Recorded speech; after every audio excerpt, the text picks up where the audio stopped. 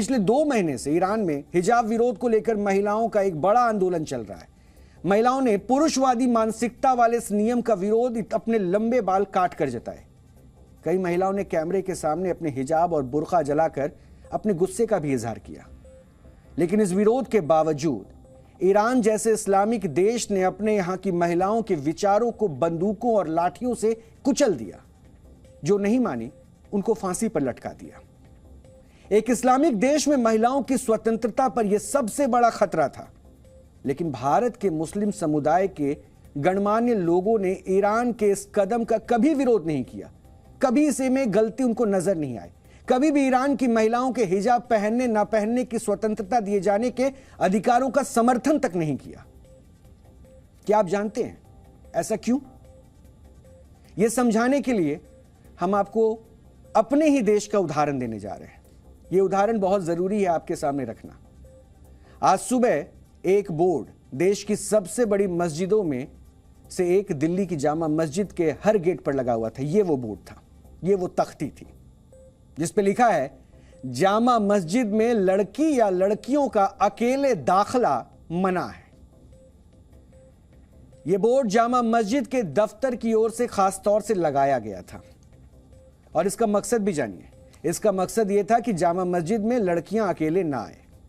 यह बोर्ड हमसे बताता है कि महिलाओं को लेकर ईरान वाली मानसिकता का कुछ हिस्सा हमारे देश के कुछ खास लोगों के दिमाग में घुसा हुआ है और इस बोर्ड में लिखे शब्दों का अर्थ बहुत गहरा है। यह बोर्ड देश की करोड़ों लड़कियों को चेतावनी देता है कि उन्हें अकेले कुछ नहीं करना चाहिए। यह बोर्ड इसलिए लगाया गया है कि जामा मस्जिद में कोई लड़की अकेले ना आए, बल्कि वो अपने साथ अपने भाई या पिता को लेकर आए। जामा मस्जिद के दफ्तर की सोच देखिए। लड़की चाहे अकेली आए, फिर भी कई लड़कियों के साथ भी क्यों ना आए, उन्हें जामा मस्जिद के अंदर नहीं जाने दिया जाएगा, क्योंकि उनके साथ कोई मर्द नहीं है, कोई पुरुष नहीं है। यह पुरुषवादी मानसिकता का शरिया व्याकरण है। हम आपको इसी तरह के कुछ नियम के बारे में भी बताना चाहते हैं। सऊदी अरब में वर्ष 2018 तक नियम था कि कोई भी लड़की गाड़ी नहीं चला सकती, उसे अपने साथ एक पुरुष लेकर चलना होगा। लेकिन महिलाओं के अधिकारों को तवज्जो देते हुए सऊदी अरब ने यह नियम खत्म कर दिया। इसी तरह से वर्ष 2011 में सऊदी अरब में औरतों को वोट देने या चुनाव लड़ने का अधिकार मिल गया था। उससे पहले महिलाओं को यह अधिकार नहीं था। और इसी तरह से सऊदी अरब में पुरुष अभिभावक नियम है, मतलब बेटी का अभिभावक नियम के अनुसार पिता है और शादी के बाद पति है। मतलब यह कि सऊदी अरब में महिलाएं अपने पिता या पति की परमिशन के बिना कुछ नहीं कर सकती हैं। बहरीन में क्या है? बहरीन में 45 वर्ष से कम उम्र की महिलाएं हज करेंगी तो पुरुष अभिभावक साथ में होने चाहिए, वो अकेले हज नहीं कर सकती है। ईरान में महिलाएं अकेले पुरुषों का फुटबॉल मैच स्टेडियम में नहीं देख सकती हैं।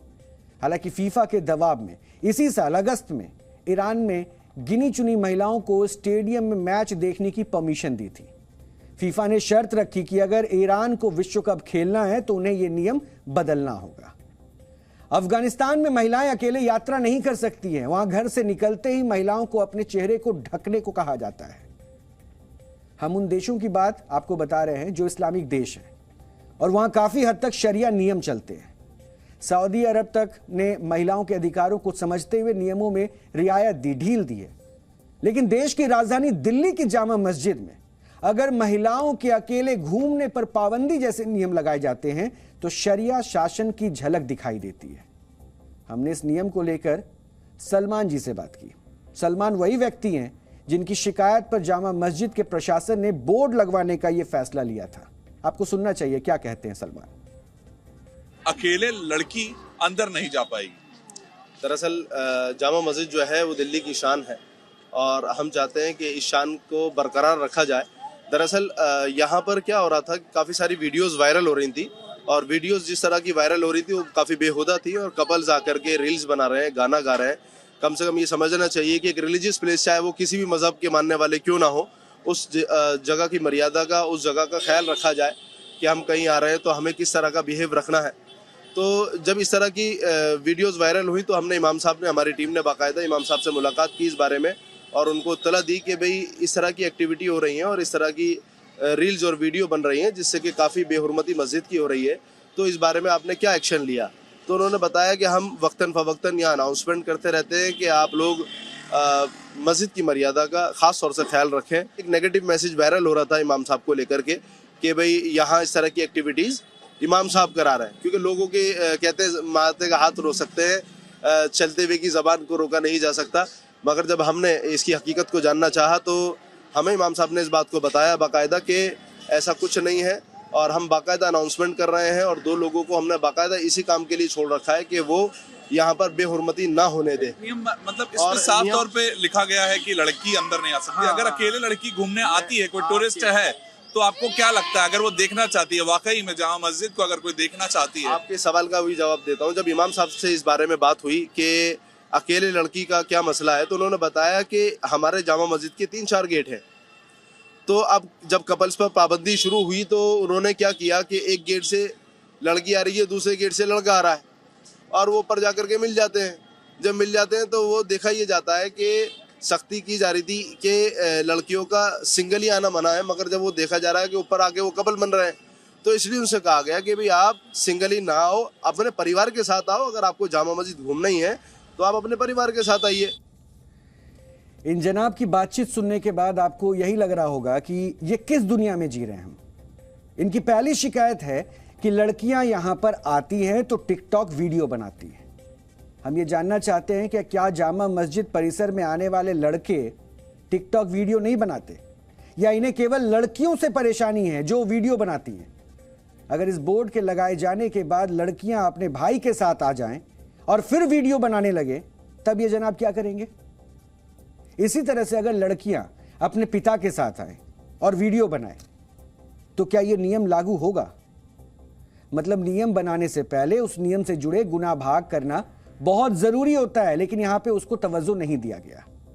लेकिन यह बात नियम बनाने वालों को पता ही नहीं थी। नियम की जरूरत और उनका लॉजिक सोचना चाहिए, लेकिन जामा मस्जिद के कायदे कानून बनाने वालों ने इस पर ध्यान नहीं दिया। बस एक व्यक्ति आया, उसने कहा कि लड़कियां अकेले नहीं आनी चाहिए, तो जामा मस्जिद दफ्तर ने परमिशन देकर बोर्ड लगवा दिया। हम किस तरह के समाज में जी रहे हैं जहां पर सारे नियम कायदे केवल लड़कियों की स्वतंत्रता के हनन के लिए बनाए जाते हैं? इस लाइन का मतलब क्या है उसको समझना बहुत अहम है। इस लाइन का मतलब ये है कि अभी हो क्या रहा था कि जब हमने यहाँ पर पाबंदी, यहाँ पर इमाम साहब ने पाबंदियां शुरू करी, तो हो क्या रहा था कि एक गेट से लड़का बिल्कुल और दूसरे गेट से लड़की अंदर आ रही थी, हाँ। और यहाँ आके फिर दोबारा जो है आपका टिकटॉक हो गया, रील्स हो गई, या वीडियो हो गई, या पर्सनल। आप कैसे पता लगाएंगे कि अगर वो भाई बहन अंदर आना चाहते हैं, एक साथ आए हैं, चलिए दूसरे शहर से आए हैं, तो आप कैसे पता लगाएंगे? आप कैसे मना कर सकते हैं उनको? क्योंकि सबसे ये तो एक कानून बना के रख दिया गया, लिख दिया गया, और आप अंदर लोग मना करने के लिए तैयार है, लेकिन क्यों, कहां से? ये कोई कानून नहीं है, आपको सबसे पहले समझना पड़ेगा। ये उन लोगों के लिए एक पाबंदी है, ये उन लोगों के लिए एक इन्फॉर्मेशन है कि भाई अगर आप इस तरह की एक्टिविटी करते पाए गए, दाखिला मना होना इन्फॉर्मेशन की जगह ज्यादा पाबंदी ज्यादा है। मुझे लगता है कि शायद नेम प्लेट के अंदर थोड़ा सा बदलाव की जरूरत है, उसके बारे में भी हम इमाम साहब से बात करेंगे। मगर आप यहाँ देखें, जब आप अंदर जाएंगे, चाहे लड़की अकेली हो या दुकेली हो या फैमिली के साथ हो, बस यहाँ पर ये फॉलो कराया जाता है कि आप जगह की मान मर्यादा को रखें। चाहे कोई लड़कियां अगर अकेली आ रही हैं, एक साथ आ रही है, बिल्कुल आ सकती है। लड़कियों का अकेले दाखिला है, लड़कियों का वजह सिर्फ यही है, जैसे कि मैंने आपसे बताया, क्योंकि अब होता क्या है कि जब बातें सामने आती हैं तो फिर उस पर जवाब दिया जाता है। तो जैसे कि मैंने आपको बताया कि हमने यहाँ पर ये देखा कि जब उन पर पाबंदी हुई तो एक गेट से लड़की आ रही है, दूसरे गेट से लड़का आ रहा है, तो इसी वजह से पाबंदी लगाई गई कि लड़की अकेले ना आके अपने फैमिली के साथ आए। तो सबसे पहले अब दाखिले वाला लाइन की मैं बात करूंगा, और मैं बात करूंगा, क्या आप इसमें इसकी जगह ये नहीं लिखना चाहते कि टिकटॉक, रील्स या फोन, इस तरीके की चीजों का बनाना मना है? सब अंदर लिखा हुआ है। इसकी क्या गारंटी है कि जामा मस्जिद में आने वाले लड़के वीडियो नहीं बनाते होंगे? इसकी क्या गारंटी है कि इस बोर्ड के लगने के बाद वीडियो नहीं बनेंगे? लोगों को सोचना चाहिए कि जामा मस्जिद केवल एक मस्जिद नहीं है, वो दिल्ली की ऐतिहासिक पहचान से जुड़ी इमारत है। यहां पर हर साल हजारों सैलानी आते हैं, इसमें पुरुष भी होते हैं, महिलाएं भी होती है। यहां बड़ी संख्या में विदेशी सैलानी भी आते हैं। अब सोचिए, विदेशी महिला सैलानी भारत की ऐतिहासिक पहचान से जुड़ी इमारत जामा मस्जिद देखने आएंगी, तो उसे ये बोर्ड देखकर क्या महसूस होगा? आपको क्या लगता है, क्या वो हैरानी होगी? क्या वो इस नियम को पढ़कर हंसेगी या अपना माथा पीट लेंगे? हमने इस नियम को लेकर लोगों से भी बात की, उनकी क्या प्रतिक्रिया थी, एक बार हम वो आपको दिखाना चाहते हैं। I don't think it's appropriate or it's a right decision to ban a woman going to masjids, especially here in Jamia Masjid. So I don't think it's a good decision at all. Making the rules only restricted to masjid, I think it's first of all hypocritical in its own nature. See, यहाँ पे आप हैं और आप यहाँ पे rules लगा रहे हैं and going outside in the market आप वहाँ पे rules नहीं लगा रहे हैं.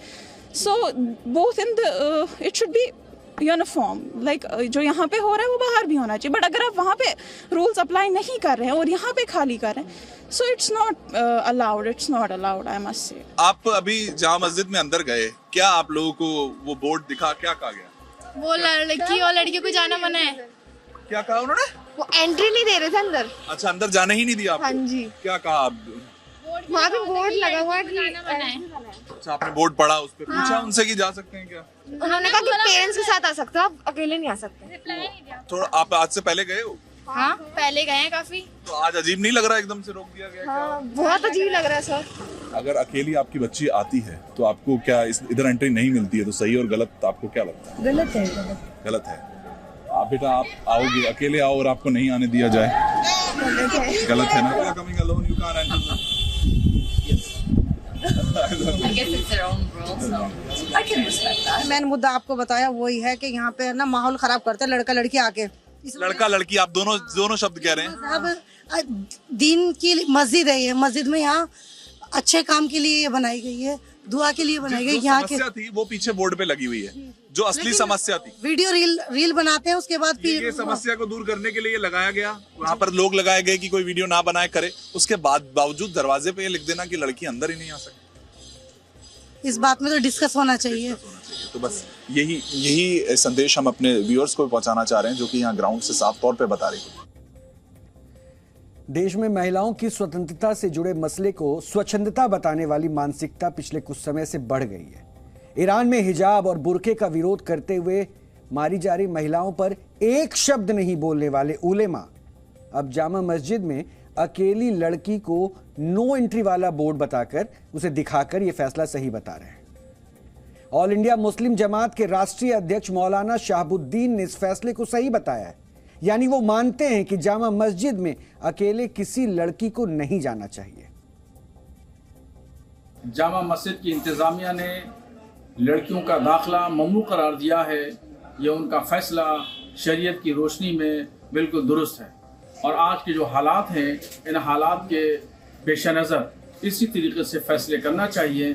मस्जिदों में और दरगाहों में औरतों का दाखिला ममनू होना चाहिए और ये लोग ना आए. शरीयत ने इनको मना किया है दरगाहों पे आने के लिए और मस्जिदों में आने के लिए. तो ज़िला इंतज़ामिया जो जामा मस्जिद की है और या इमाम साहब ने जो अपना फ़ैसला किया है, तो उनका फ़ैसला आज के हालात के पेश नज़र बिल्कुल दुरुस्त है. हम ये भी जानना चाहते हैं कि क्या जामा मस्जिद में हो रही किसी भी हरकत के लिए क्या केवल देश की लड़कियां या महिलाएं ही जिम्मेदार हैं? क्या इसी वजह से जामा मस्जिद के अंदर लड़कियों या महिलाओं की एंट्री बैन कर दी गई है? हम पूछना चाहते हैं कि क्या दुनिया भर की पाबंदियां केवल महिलाओं पर ही लगाया जाना सही है? यह नियम कानून है. जामा मस्जिद में वीडियो चाहे लड़के बनाए या लड़कियां, लेकिन एंट्री पर प्रतिबंध केवल लड़कियों पर ही लगाया गया. इस कदम का देश के मुस्लिम समुदाय के गणमान्य लोग समर्थन कर रहे हैं. तालिबान की झलक दिखाते इस नियम को लेकर विश्व हिंदू परिषद के प्रवक्ता विनोद बंसल ने इस मुद्दे पर असदुद्दीन ओवैसी को घेरा है. भारत को सीरिया बनाने की मानसिकता पाले ये मुस्लिम कट्टरपंथी कम से कम ईरान की घटनाओं से ही सबक ले लेते. एक तरफ भारत सरकार जहां बेटी बचाओ, बेटी पढ़ाओ और बेटी बढ़ाओ की नीति पर आगे बढ़ करके प्रत्येक बेटी को सबल, सक्षम, निर्भीक और स्वावलंबी बनाने के लिए लगी हुई है, तो वहीं ये इस्लामिक जिहादी तत्व जो है उन बेटियों को, जिसको ये धार्मिक स्थल कहते हैं, ऐसी जामा मस्जिद में प्रवेश से प्रतिबंधित कर रहे हैं. देश की राजधानी के अंदर वो भड़काऊ भाईजान कहां हैं भाग्यनगर के, जो कि ये सपना पाले बैठे थे कि बुर्का नसीन कोई बहन जो है देश की प्रधानमंत्री बनेगी। अरे उनको पहले मस्जिद में तो प्रवेश दिलवा दो। हालांकि हम आपको बता दें कि इस मामले में काफी विवाद के बाद यह फैसला वापस लेना पड़ा है और इस मामले में दिल्ली के उपराज्यपाल विनय कुमार सक्सेना ने जामा मस्जिद के इमाम से बात की थी, जिसके बाद इस फैसले पर जामा मस्जिद प्रशासन को विचार करना पड़ा और खबर यही है कि यह फैसला अब वापस लिया जा चुका है। लेकिन हमारा सवाल भी यही है कि आखिर ऐसी मानसिकता हिंदुस्तान में अब तक अभी भी, और यह मानसिकता क्या सही है?